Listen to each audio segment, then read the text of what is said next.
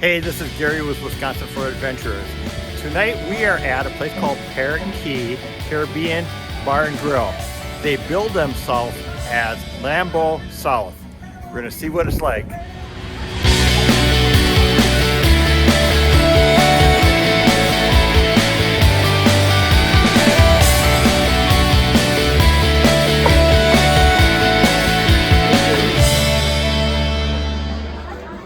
Why is this considered Lambeau South?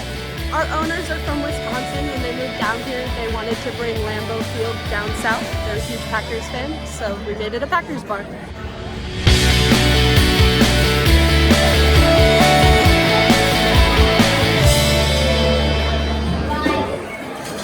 So if we come here on Packer Sunday, are we going to get to see the Packers?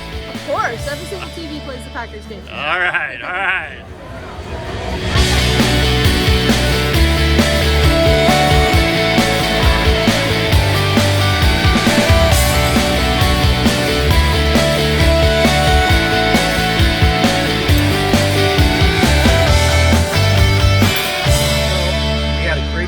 This is a fantastic place to eat.